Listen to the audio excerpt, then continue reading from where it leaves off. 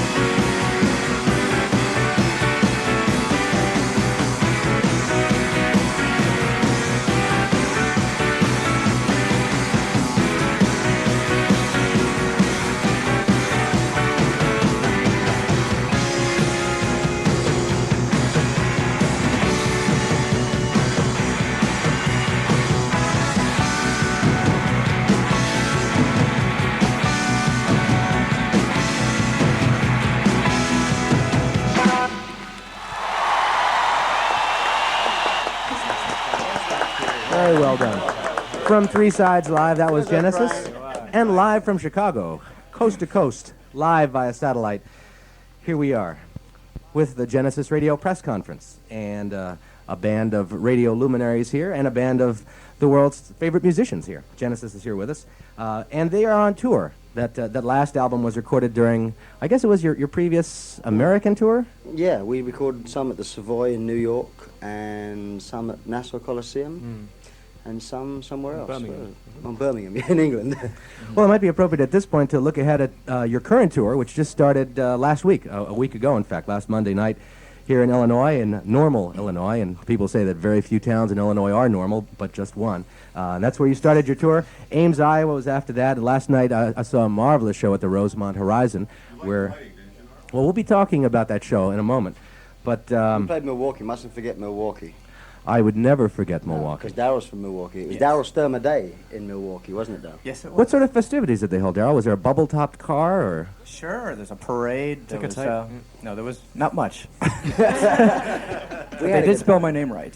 yeah, which is more than we can be said No, there for was this. a proclamation, and basically just, here, take this, and then it was Genesis Week, too. Did you get a key to the city or a No, credit card? There is Or no key.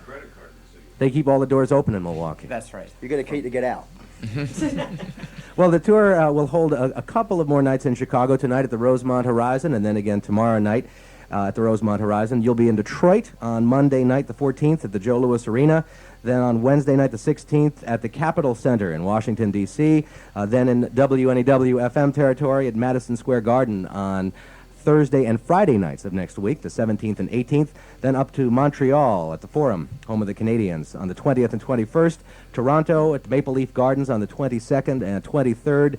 They'll be at the Spectrum in Philadelphia for 3 nights, the 25th through the 27th. Worcester, Massachusetts on the 28th and 29th at the Centrum. Then it's December already, and we're already having a lot of fun. Hartford, Connecticut, the Civic Center, December 1st. The Carrier Dome in Syracuse, New York, a very big place. That's on the 2nd of December. Buffalo's Municipal Auditorium on the 3rd of December. Cleveland, Ohio's Richfield Coliseum, which is actually just outside of Cleveland. That's on the 4th. Pittsburgh's Civic Arena on the 7th of December. The Riverfront Coliseum on the 8th of December in Cincinnati. The Norfolk, Virginia Scope on the 10th. Greensboro, North Carolina. The Coliseum on the 11th. The Municipal Coliseum in Nashville on the 12th. You guys must be getting tired. Yeah. Ooh, and this tour is really rigorous. And Atlanta, Georgia's Omni on the 13th, the WKLS lives. The Jacksonville, Florida Coliseum on December 15th. The Civic Center on the 16th, Lakeland, Florida. And the Hollywood Sportatorium just outside Miami, I guess, on the 17th of December. Have you done your Christmas shopping yet? No, And that's only half the tour. that's only half of it, yeah. Thank God it's not... We start again on January the 9th. Well, there are a whole lot of Vancouver. surprises in store for your fans, though, who'll be coming to these shows. There is a whole new lighting apparatus that you've unveiled. Who would like to describe that to our listeners? My crew. I always get the technical questions, don't I? Mike Rutherford speaking. Yeah. He's on the left. Yeah, I'm on the left. These lights that are called Very Lights, which we've been using for a few years, we've managed to get a whole lot together, and the lighting rig is basically just the Very Lights, which for people what don't know, they change colour and move around and do wildly exciting things, and it's the first time any band actually got together a rig of just, or very nearly just, Very Lights. So it makes for a very different sort of lighting effect. Some very striking effects. We went into sort of business a little bit. We don't usually sort of do that kind of thing, but we, us and Shoko have gone into business, sort of trying to get them into different areas of entertainment. I mean, there are a lot of possibilities for things like ballet, opera, theatre in general, and a lot of people have taken them out. I mean, Diana Ross has been on tour with some of ZZ Top, the Police have all used them. But this is because we were the first band to use them, we wanted to try and sort of be the first all the way down the line in terms of how they're used. And so this is the first time that we got a couple of hundred up there. So then, in short, Phil, you're saying that the band sort of holds a financial interest in this lighting apparatus. Right. Yeah. It was very much our idea, us and Shoko. You know, we had the original idea to get something because nothing had changed in the lighting world for years and years. Well, I'd have to consider myself a veteran concert goer, but and somewhat jaded sometimes. But I've never seen anything quite like it. Really, really something, and something obviously bad, that on the huh? radio we cannot adequately describe. So why don't we move on to another of our radio people? Here's Dan Carlisle from WNEW-FM in New York. Yeah, I'll open this question to anybody who would like to answer it. Last month we ran a World Series of Rock and Roll competition in New York, and Genesis was picked as one of New York's 2 favorite rock groups of all time. What do you guys think of polls, competitions? How do you relate to that, react to it? Who was the other? The Who. Ah, right. I mean, fine. Very often with polls and competitions, you discover actually that the number of people actually participating are surprisingly small. This was quite, this was in the hundreds of thousands. Double figures. Yeah. Right. Big. Well, I think it's nice that if polls are had, it's always nice to do well in them, you know. But I mean, I think that they are. It's, Cruel are you? yeah, well, it's true, isn't it? But on the other hand, I mean, they're fairly. There's certain groups, I think, that are more likely to get people to actually have the energy to ring up. You know, I think we've got some people who like the band, sort of follow us very closely, and they will bother to ring up, maybe more so than some of the other bands that maybe have a bigger but slightly more casual following. You know. Did you? Yeah. I was going to say, in England, all the music press, for instance, they all have their own polls every year. And we always do very, very well in the Melody Maker poll, because the Melody Maker, well, up until recently, say, the Melody Maker readership was our fans, in a way. More of our fans than Yes fans and Zeppelin fans when they were still around. Whereas the NME, Musical Express, their poll was always the radical and the sort of the more new wave, and we would, we'd be like 16th instead of number 1 or something. So it really does depend on who listens to what and who reads what, as opposed to how. Probably, other than making you feel good at this point in your career, polls are probably, would you think, more useful when you're starting than, of course, at this time? Did you use it? Did you use polls when you were just starting? We didn't get them when we were starting. You didn't? We went in them. Yeah. Well, of course, though, in not of course, but in 1974, one of your major breakthroughs in England was doing well in that NME poll. Musical times have changed along with cultural trends, of course, and it was quite a coup for you guys. We feel this is Phil Collins breaking in here. We feel quite good if we get number 16 in the NME poll, really. I mean, it's weird, this when you sort of, all the bands above us are, I mean, as it is only out of the 10,000 people that probably can write, and can address, in England, and can address an envelope and send it off. Out of those 10,000 people, it's nice to know that some of them actually still listen to us. There's us and the Stones, I guess, and we're the 2 bands that usually figure pretty well in those polls. Well, here's another man who chose a life in show business as opposed to a life in politics, Tom Hadges from KLOS Los Angeles.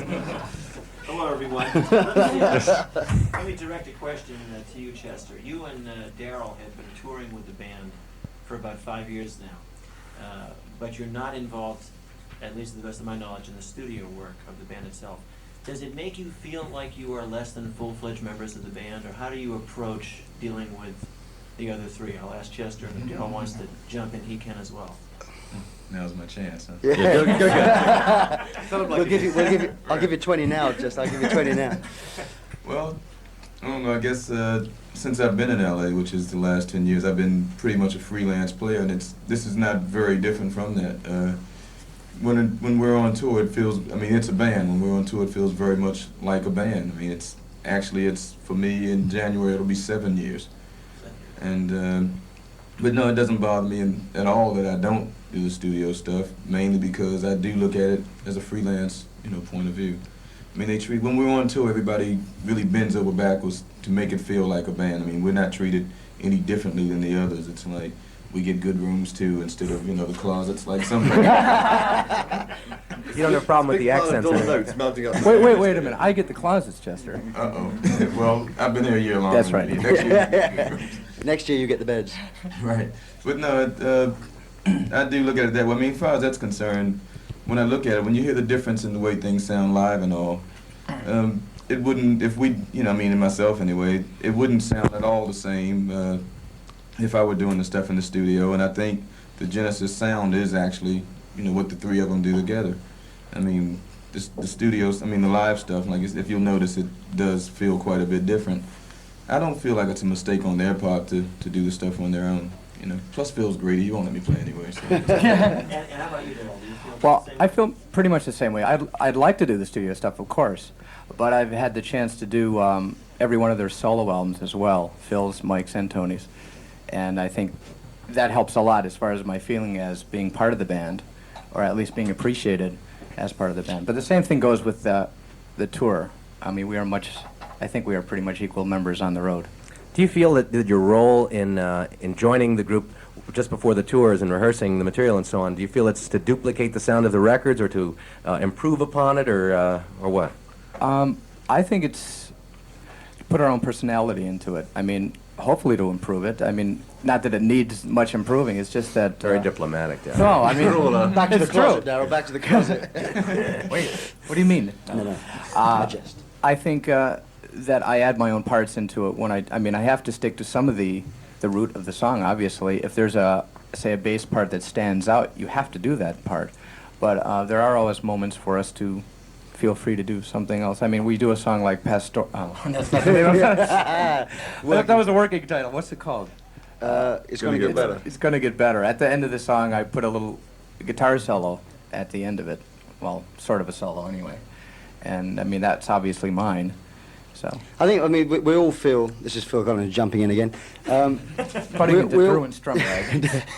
We all feel, when we come out of the studio, the three of us, and we go on the road to rehearse, I mean, it's a basic change for all of us to try and compromise all the parts that we've done on the album anyway. I've got to sort of learn all my words that I've had it written in front of me, and Tony's got to compromise all his keyboard parts that have been done at various intervals throughout the album. And the same as Mike's with the guitar and bass parts. So it requires a new way of thinking for all of us. So when Chester and Daryl come in, we're already starting at the ground floor with how to make the tune sound as good as possible. And it's not as if the three of us have it together and Chester and Daryl come in, learn our parts, and then we're all, you know, smooth sailing. We're basically all trying to work out how to get it to sound good. And then therefore it just change with two drummers and, you know, just having a different guitar player instead of, you know, just everything changes. Well, obviously you've made the right selections in choosing people with as interesting and intriguing backgrounds. It's Chester Thompson, who used to play with Weather Report, among many others, and Daryl, who's played with Jean-Luc Ponty and a number of other fine musicians with improvisational backgrounds. They've done fine, and I guess that's why they've been around for so long, huh? Well, yeah, I mean, we all, obviously one of the most important things is that everybody gets on. Apart from the finance, is that everybody gets on personally. I mean, that's when you're thrown together on the road, that's the most important thing in some respects. So we've been lucky that, you know, we all get on great, and you know, in many respects, they're the best musicians in the group. So. Yeah, they're both American. That's interesting to me. Well, we save on airfares because... That's why we rehearse over here. We are live all over America, and we'll be returning to Chicago for our Genesis radio press conference right after this message. We're broadcasting live via satellite, coast to coast, a Genesis radio press conference, and we will return with more questions and answers from the members of Genesis after we hear a song from their current album, Genesis. This is Mama.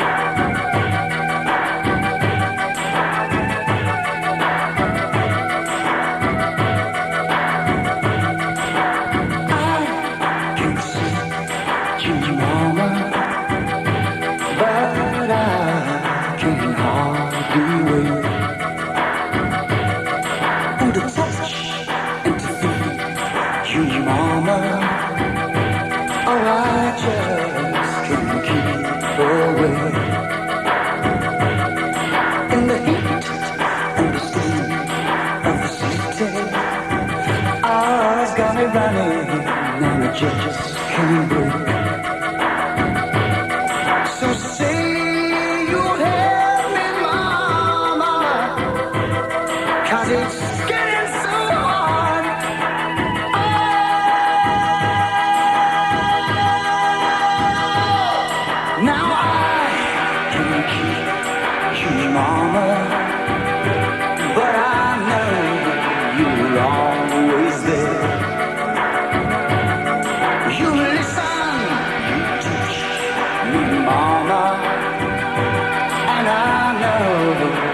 inside you care. So get down here beside me. Oh, you ain't going nowhere. No, I won't hurt you, mama, but it's getting so hard.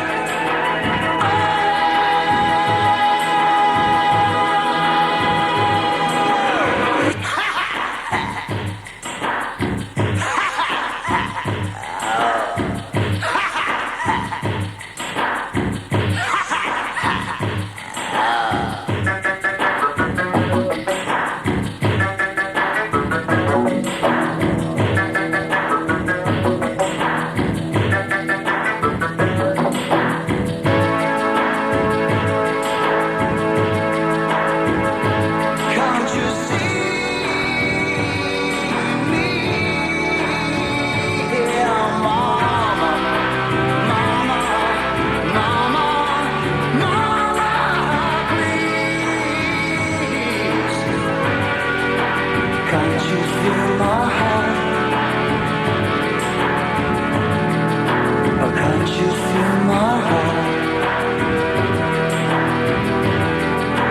Can't you feel my heart? Now listen to me, mama, mama, mama. You're taking away my last chance. Don't take it away. Can't you feel my heart?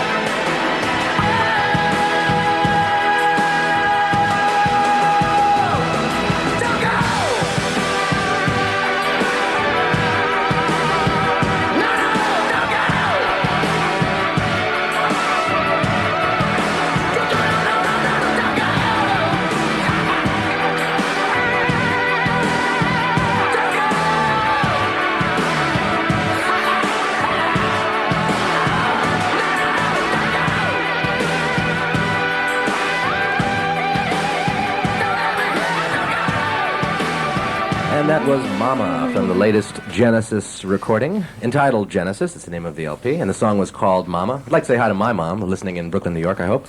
And they always do say hi that. to Come Mom? on, I had to do that. I've never done that. Okay, hi, Mom. Hi, Mum. Hi, Mum. Hi, Mum. Hi, Mom. Hi, Mom.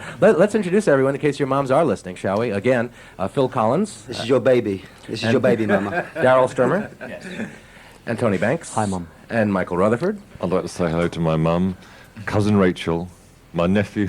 We've got a long list here. Chester Thompson, who does have probably some people listening on KLOS Los Angeles. Probably so. Yes, and we have Tom Hadges from KLOS Los Angeles here. Howdy, howdy. And we have Dan Carlisle from Howdy, dear. WNEW-FM New York. And our next question from Katie Kiley of WKLS Atlanta. Okay, guys. Anybody answer this, but Phil, I'll invite you to jump in if you'd like to do No, a no, little... I won't jump in. I'll just identify myself. if I just do. want to see this little laugh.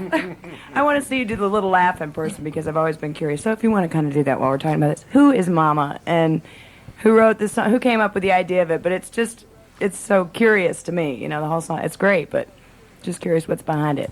You do. You better I've do said it. enough. No one will. Okay, I'll answer the question. This is Matt Rutherford here, jumping in. It's about this old... This is a personal story of Phil's. There was Phil in this Cuban brothel, and there was this big old hooker. Our moms are I listening. love it. And they went upstairs, And can I say anything I want? Yeah. No, it's for it. basically this young guy, Melons. Harry Stokes. This young guy had, was keen on this old hooker, and she gave him a hard time, really. Biggles flies open. That's basically what it's about. Our manager Tony thought it was. If you listen to it, it also sounds like an anti-abortion song. You can apply that to it too. Can be applied to certain areas of the skin without feeling of irritation. We can describe it as surgical rock. Phil, do you have anything to add? Well, no, the actual feeling of the song when we wrote the song was basically like most of the songs we were talking about earlier was improvised. Just sort of a lot of blowing and just honing things into shape.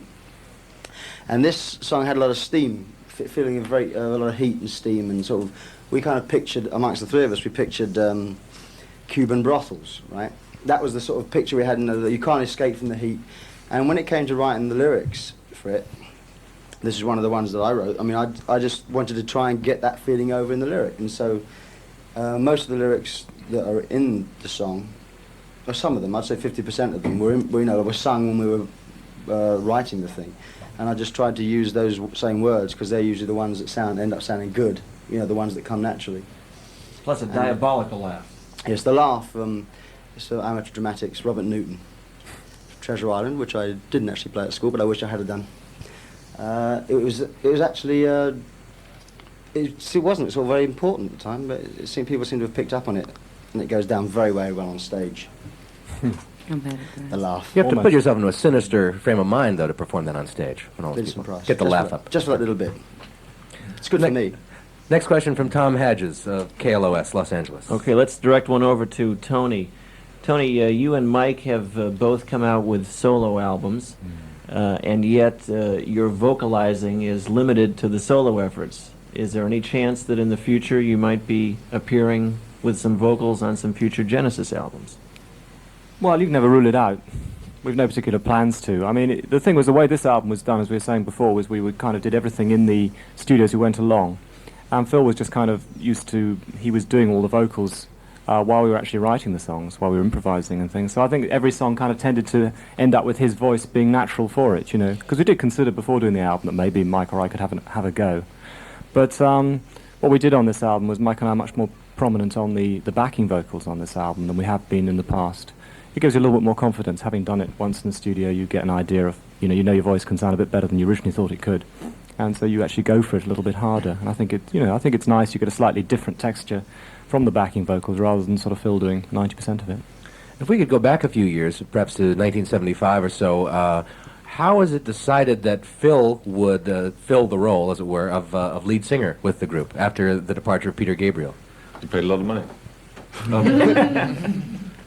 We just, once again, we sort of drifted into it. We did look for other singers, and no one seemed to sound any better than Phil. And Phil... You looked around the studio and said, okay, who wants to sing? And we tossed a coin, yeah. And no one picked it up. Double-headed... No, lots of people, didn't we? Yeah. And they all came down, and Phil said, no, this is how it goes, and sang it to them, and then he always seemed to sound better.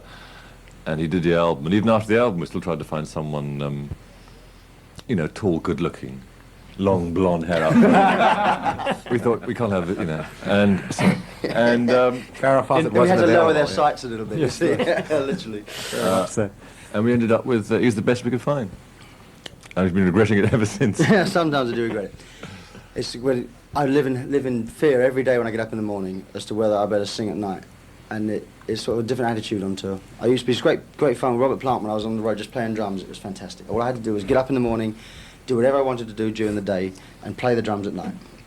But sometimes it's I do live in fear of opening my mouth and nothing coming out.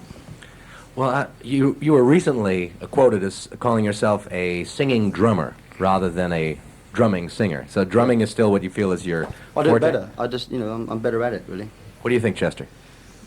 Well, I like his singing, but he definitely plays drums, Well, thanks a lot. I give, Don't ever ask Chester Thompson for a job reference. Well, Phil, while we're talking to you, while you're in the room with us here, why don't we talk about some of your other projects? You've been traveling and touring pretty much nonstop for the last, year and a half, between Genesis and your solo tour and the Robert Plant tour and now another Genesis tour. Where have you caught your breath, and what have we missed? You've been in studios as well. You produced an Adam Ant project, isn't that right? Yeah, I never seem to be rushing. I mean, it doesn't seem to be breaking my neck, you know. I mean, there is time. I just tend to do that in the time when I'm not doing anything else. So those pills you take.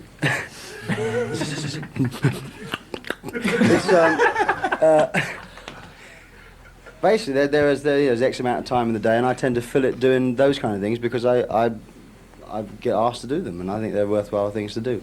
Is there anything that gives you more pleasure than anything else? If we can't talk about that right now.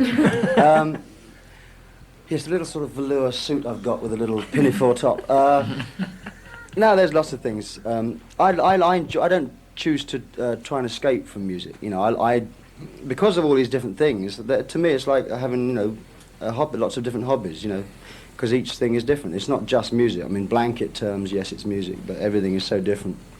And there's a lot of different people. I mean, you just get a chance to play with a lot of different musicians, which is good, you know. Well, obviously, playing in Genesis is fulfilling for you, or you all wouldn't have been doing it together for so long. But clearly, there's a need for you to express yourself through other vehicles as well.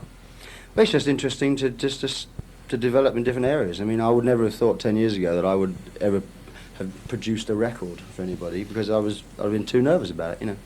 And you just drift into this situation, and now it's something I really enjoy doing. But I mean, we all have X amount of time to choose to do what we want to do in, and it depends on the individual. I mean, I've always lived and breathed music, and that's what I do mostly now. You know. Let me ask Tony Banks a question. Tony, you just put out a fine solo record a few months ago. What do you set aside for a solo project that you might not incorporate into a Genesis album?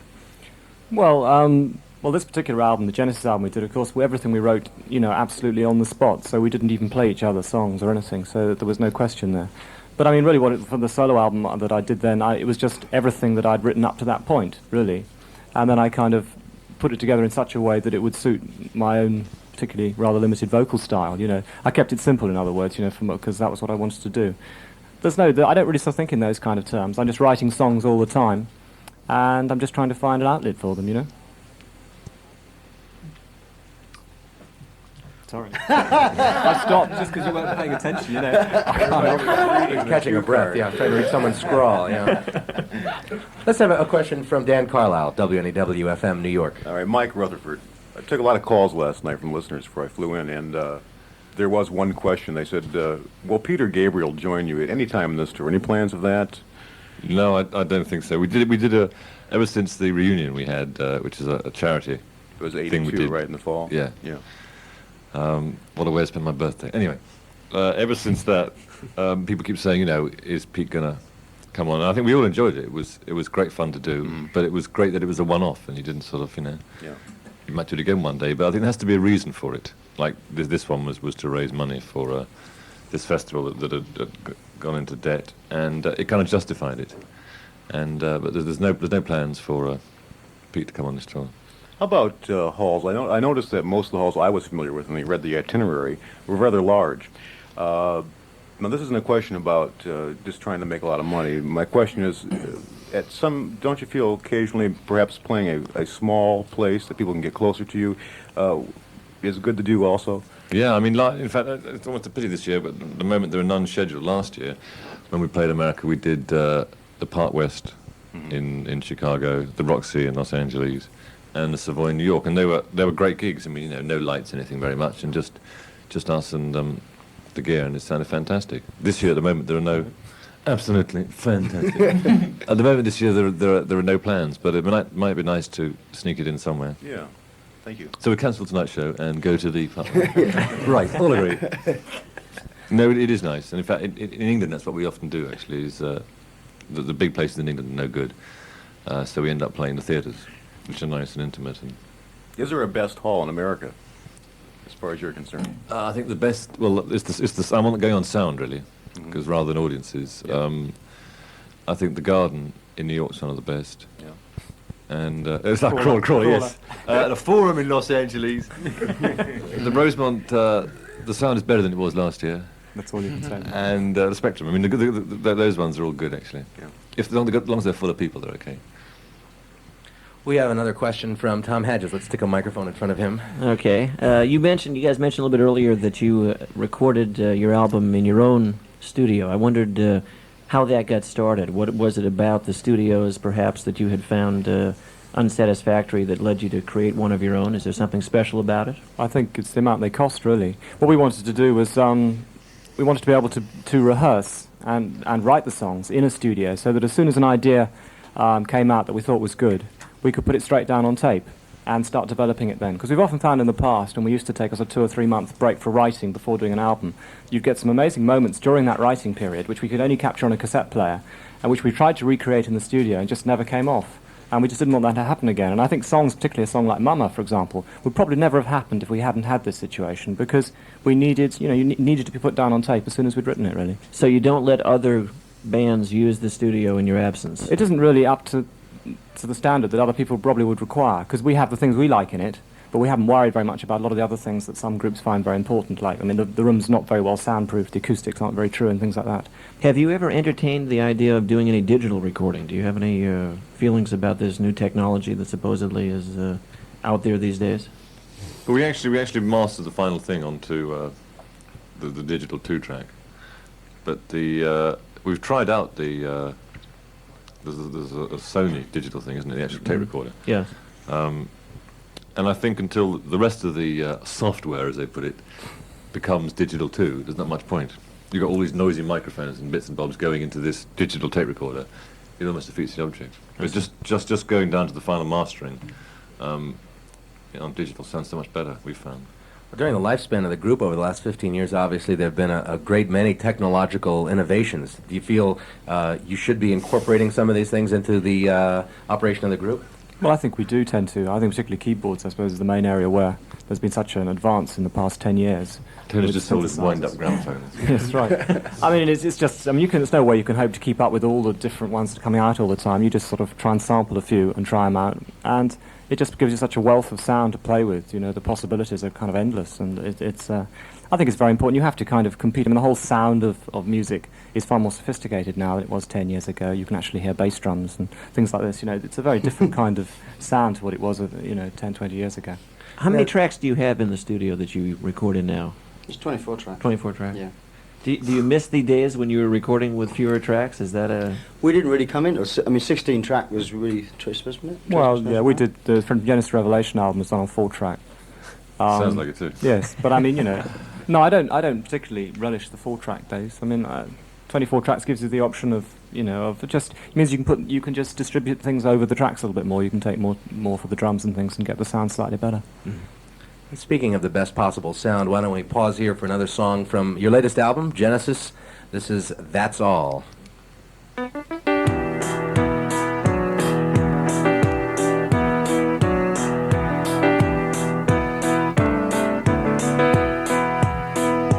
Just as I thought it was going alright, I found out I'm wrong when I thought I was right. It's always the same, it's just a shame, that's all. I could say day and you'd say night. Tell me it's black when I know that it's white. Always the same, it's just a shame, and that's all. I could leave but I won't go, though my heart might tell me so. I can't feel a thing from my head down to my toes. But why does it always seem to be me looking at you and you looking at me? It's always the same, it's just a shame, that's all. Turning me on, turning me off, making me feel like a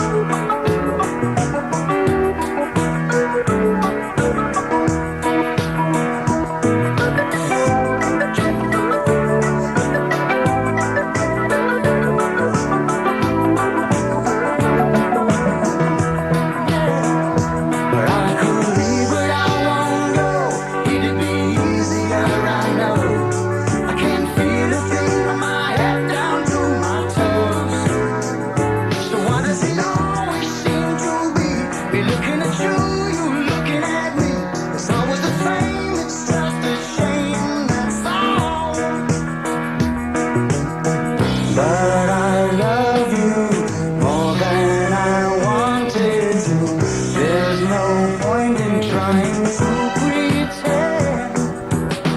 There's been no one who makes me feel like you do. Say we'll be together to the end. But just as I thought it was going alright, I found out I'm wrong and I thought it was right. It's always the same, it's just a shame, that's all. I mean, he wouldn't even keep it private anymore. It got to a point where he was...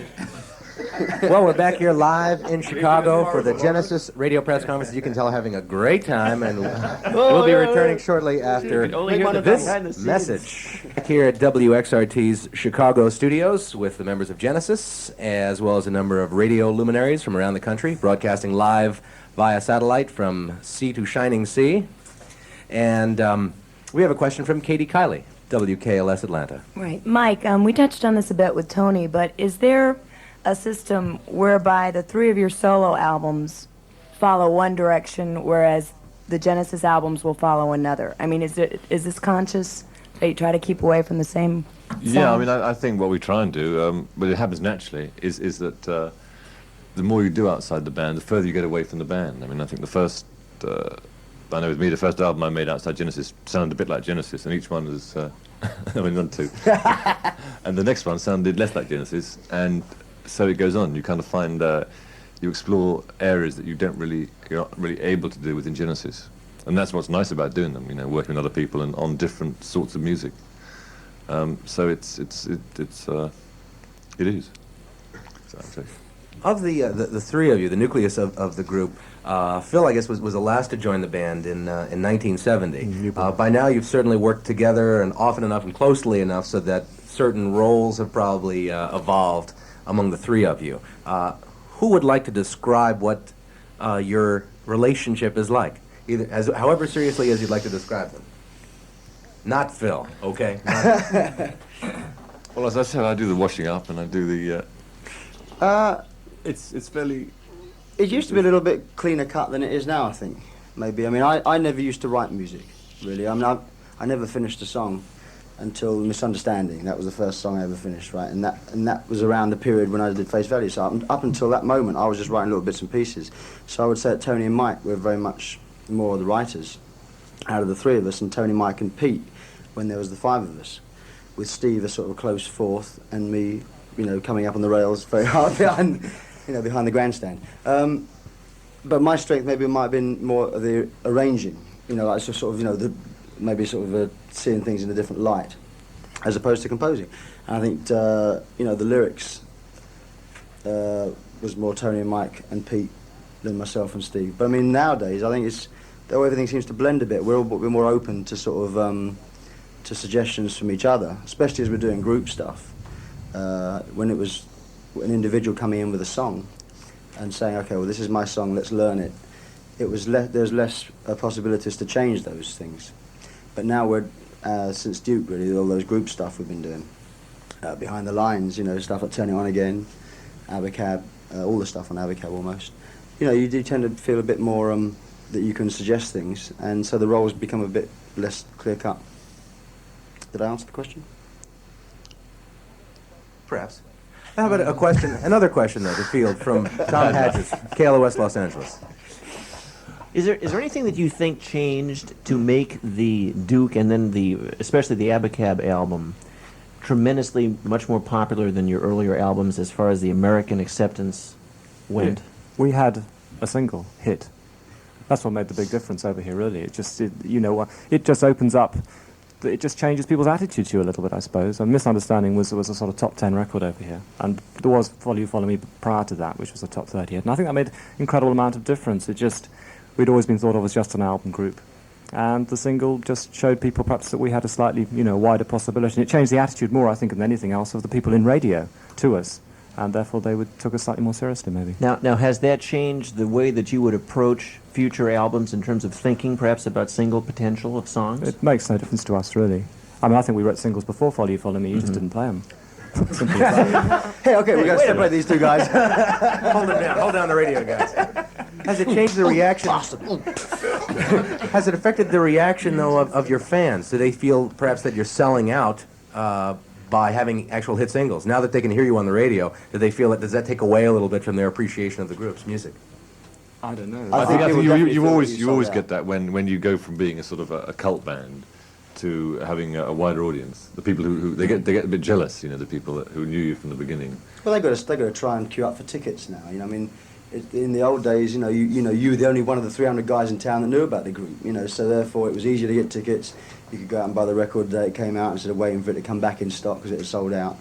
I mean, there's all kinds of things. And I know that I've been a fan of different groups myself. I much prefer the original Yes, for instance.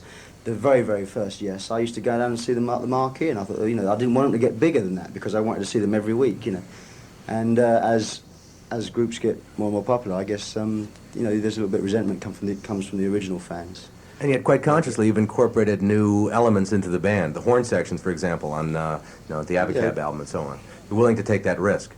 Well, that was just the song that we had written, or two songs, Paper Late and No Reply, were just sort of felt like that they could use a horn section, and we just thought, well, why not use the real thing rather than try and simulate it? It's no more significant to us than sort of like using maybe a kind of banjo sound on one song or something. It was just, you know, we can't play horns, so we got someone else in to do it. Well, it was just a new thing I for us try. to do, yes. So that's what I mean.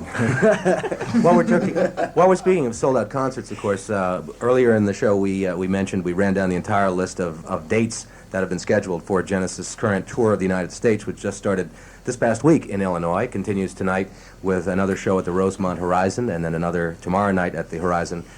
You'll be, if you keep tuned to the station you're listening to now, I'm sure over the weeks to come, you'll find out of the future of Genesis' tour and find out when they'll be coming to your town.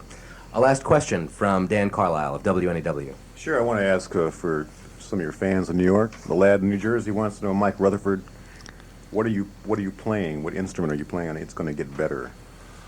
I play, on a good night, I play a Stratocaster.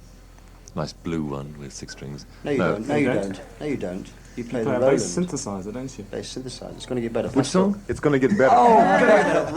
Remember that one? Wrong. A two-part trick question. Yes, I play That's why it sounds weird. You're not playing. I play a bass synthesizer. It's an old-fashioned Roland one, which is it's very rough actually. Keeps missing notes, but the sound is as they know. But the sound is very good. I play that on. It's going to get better. Thank you. A serious question, or a semi-serious question in this context. It's become very fashionable for groups to embark on farewell tours. Do you foresee anything that might bring the days Didn't they of... tell you? That's why this is a radio press conference, to make momentous announcements. Do you foresee anything like that? Do you see, has the friction finally gotten to be too much for you? Have you Yeah, I'm finally fed up with these guys. I've had enough of this. No, I don't think we'll. I think we'll just, when we decide to say, sort of no more, we won't be able to do a farewell tour. I mean, we just decide to sort of stop, and that'll be the end of it. There's no question of, hey, I think I'm not going to like you guys in a year's time, so let's do a farewell tour now. Just think, I think that'll be the end of it. We'll just sort of pull the plug out and pack our instruments away and say thank you. Right. So I think that we tend to do it year by year, actually. I mean, I think people always say, I'm so glad you guys are still together, because they feel that. And, are you going to keep going? And I think with us, it's each year we sit down to make a new album. We kind of reappraise if it's still got something that it excites us. I think the best thing is for everybody to go out and buy the tickets for this tour, because it might be the last. You never know. They're going fast. Do you have any plans that will... how are you going to follow this tour, individually or collectively, or is that too far ahead of time? We're going to follow this tour with another tour in February. I'd like to January, see you in February. a Monty Python movie, I think. I'd like to. I think. Well, there's not time to talk about it, but I would like to get into some acting stuff. Yeah? If it's the right thing. But it's always the wrong thing.